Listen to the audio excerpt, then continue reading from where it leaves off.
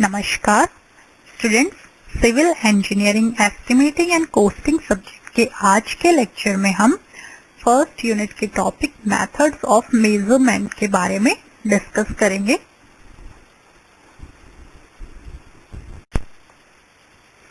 Students, किसी भी construction work या प्रोजेक्ट के प्रॉपर प्लानिंग एंड एग्जीक्यूशन में जो डिफरेंट आइटम्स ऑफ वर्क होते हैं उनका जो करेक्ट प्रॉपर मेजरमेंट है उसका बहुत ही इम्पोर्टेंट रोल होता है।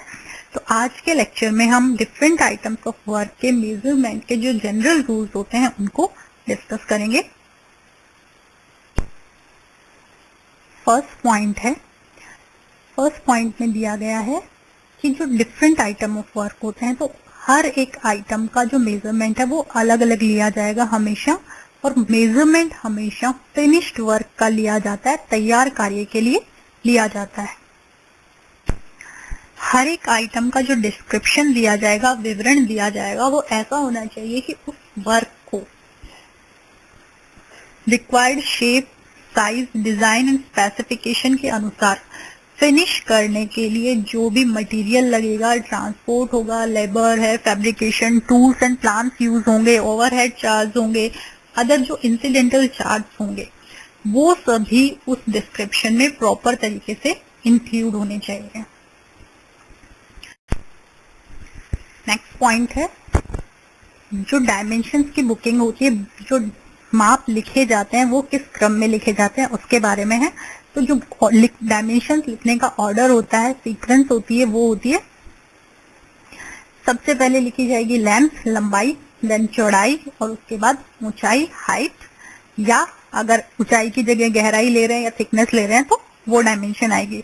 तो जो सीक्वेंस होती है डायमेंशंस लिखने की वो होती है सबसे पहले length, then breadth and then height या फिर डेप्थ या थिकनेस। नेक्स्ट है जो माप लिए जाते हैं वो हमेशा तैयार फिनिश्ड वर्क के लिए लिए जाते हैं, और जो डायमेंशंस ली जाएगी, जो माप है वो हमेशा नियरेस्ट 0.01 मीटर तक मेजर किया जाएगा, निकटतम 0.01 मीटर तक मापा जाएगा। एरिया जो होता है, जो क्षेत्रफल होता है, वो निकटतम 0.01 स्क्वायर मीटर तक निकाला जाएगा, और जो क्यूबिक कंटेंट है हमारे पास, जो वॉल्यूम है, आयतन है, वो निकटतम नियरेस्ट 0.01 क्यूबिक मीटर तक निकाला जाएगा। नेक्स्ट पॉइंट है अगर सेम टाइप का वर्क है जिसको डिफरेंट कंडीशंस में किया जाता है, समान श्रेणी का कार्य है लेकिन उसको विभिन्न स्थितियों में किया गया है, तो ऐसा जो कार्य है जिसको सेम वर्क है लेकिन डिफरेंट कंडीशंस में किया गया है, ऐसे वर्क को सेपरेट आइटम्स के अंडर में मेजर किया जाता है, सेपरेटली सेपरेट आइटम्स के अंडर में मेजर किया जाएगा। नेक्स्ट टॉपिक है बिल ऑफ क्वांटिटीज के बारे में। बिल ऑफ क्वांटिटीज के अंदर जो भी वर्क होना है उसके लिए जो मटेरियल्स हैं, उसका प्रोपोर्शन, वर्कमैनशिप, उसे पूरी तरह विस्तार में डिस्क्राइब किया जाना चाहिए, उसका पूरा विवरण दिया जाएगा बिल ऑफ क्वांटिटीज के अंदर। और जो कार्य किया जाना है, जो वर्क एग्जीक्यूट किया जाना है, जो कार्य होना है, उसे भी एक्यूरेटली रिप्रेजेंट किया जाना चाहिए, जिससे सही सही ये पता चले कि क्या कार्य किया जाना है। कुछ ऐसे काम जो साइड होते हैं जिसका प्रॉपर सही माप नहीं लिया जा सकता, या फिर माप लेने के लिए उसे कंस्ट्रक्शन साइट पे जाके उस काम का माप लेना जरूरी हो, तो ऐसे जो कार्य होते हैं उनको हमेशा प्रोविजनल वर्क में, बिल ऑफ क्वांटिटीज के अंदर ऐसे कार्य को प्रोविजनल वर्क लिखा जाएगा। नेक्स्ट जो टॉपिक है, नेक्स्ट पॉइंट है हमारे पास जो भी स्ट्रक्चरल कंक्रीट वर्क हो या फिर ब्रिक वर्क हो या स्टोन मसोनरी वर्क हो, इन तीनों में से कोई भी वर्क हो उसके अंदर जो मेजरमेंट किए जाते हैं, तो देखिए फाउंडेशन से लेके प्लिंथ लेवल तक जो भी वर्क होता है उसे एक अलग मेजर किया जाता है हमेशा। प्लिंथ लेवल से फर्स्ट फ्लोर लेवल तक जो वर्क होगा उसे अलग से मेजर किया जाएगा, और फर्स्ट फ्लोर लेवल से सेकंड फ्लोर लेवल तक जो भी वर्क होगा उसे अलग से मेजर किया जाएगा। मतलब भले ही हम कंक्रीट वर्क कर रहे हैं, भले ही ब्रिक वर्क कर रहे हैं या स्टोन मसोनरी वर्क हो रहा है, तीनों में से कोई भी वर्क हो उसके लिए जो मेजरमेंट होता है तो फाउंडेशन लेवल से प्लिंथ लेवल तक अलग से होता है। हाइट जो ली जाएगी फर्स्ट वर्क के लिए फाउंडेशन से प्लिंथ लेवल तक ली जाएगी और वहां पे अलग से उसके मेजरमेंट्स होंगे। प्लिंथ लेवल से फर्स्ट फ्लोर लेवल के लिए अलग मेजरमेंट लिए जाएंगे और फर्स्ट फ्लोर से सेकंड फ्लोर तक अलग लिया जाएगा। जो पैरापेट वॉल होगी, जो मुंडेर होती है, उसको जो जस्ट नीचे वाली स्टोरी होती है उसके साथ में हमेशा इंक्लूड किया जाता है। उसके नीचे वाली जो मंजिल होती है उसके साथ मापी जाती है पैरापेट वॉल।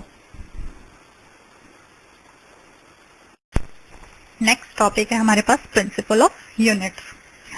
जो हमारे पास डिफरेंट आइटम्स ऑफ वर्क होते हैं उनकी जो यूनिट होती हैं वो उस वर्क की नेचर पे, साइज पे एंड शेप पे डिपेंड करती हैं।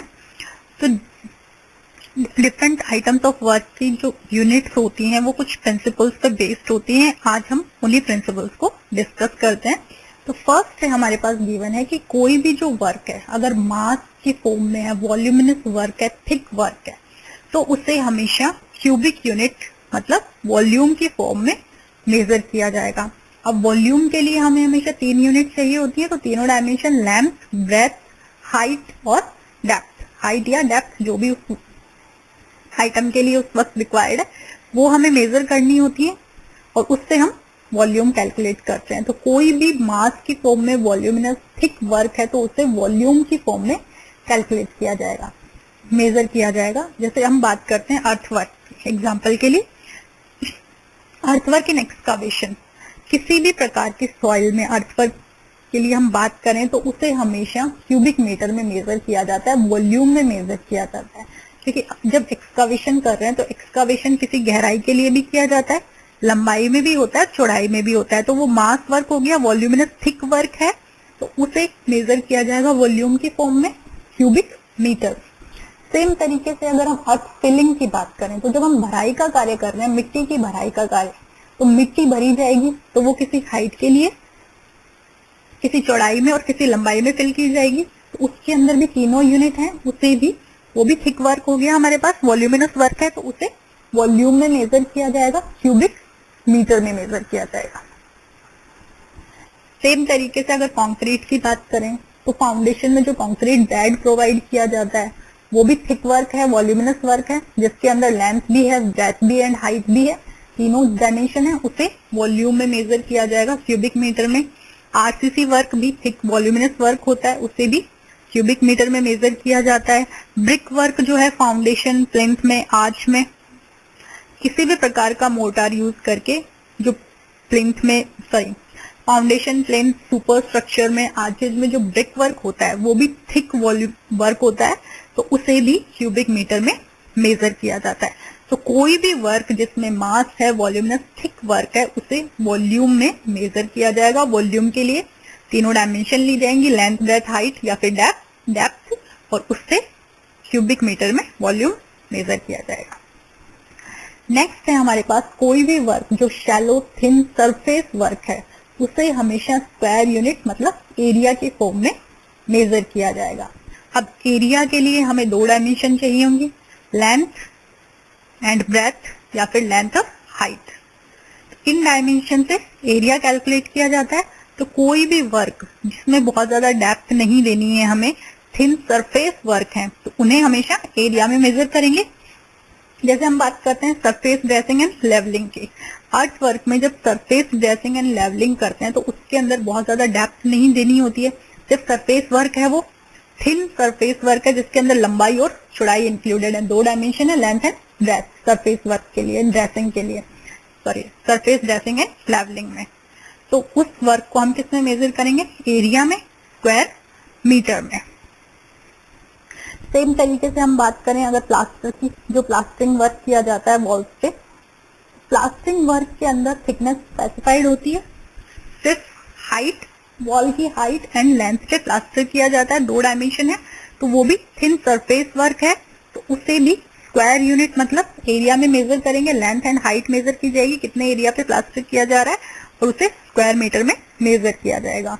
सेम तरीके से व्हाइट वॉशिंग है, कलर वॉशिंग है, डिस्टेम्पर का जो वर्क है जिसके अंदर नंबर ऑफ कोट्स स्पेसिफाइड होती है लेकिन वो थिन सरफेस वर्क होता है, थिकनेस बहुत ज्यादा नहीं होती है वहां पे, तो उसको भी हमेशा स्क्वायर यूनिट में, स्क्वायर मीटर में, एरिया के फॉर्म में मेजर किया जाता है।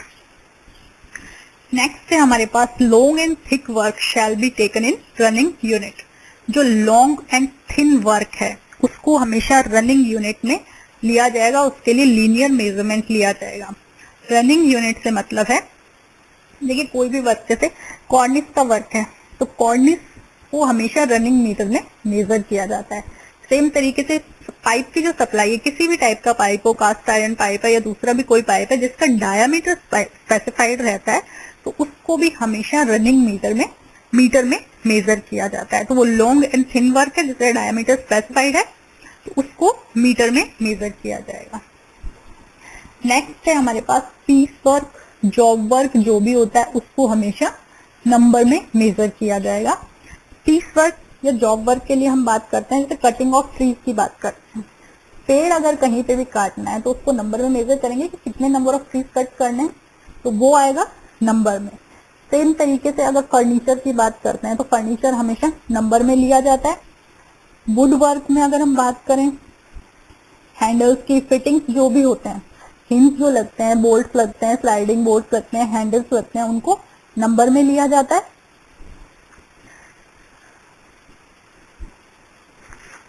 सेम तरीके से जो फर्नीचर है, चेयर है, टेबल है, फर्नीचर को अगर पेंट करना है तो वो भी नंबर में मेजर किया जाएगा। वाटर क्लोजेट्स हैं, वॉश हैंड बेसिन है, मैन होल्स हैं जिनकी साइज स्पेसिफाइड होती है, उनको भी नंबर में मेजर किया जाता है। जैसे इलेक्ट्रिकल को सप्लाई है, हमारे पास प्लग्स हैं, बल्ब हैं, ब्रैकेट्स हैं, स्विच हैं, इनको भी नंबर में लिया जाता है।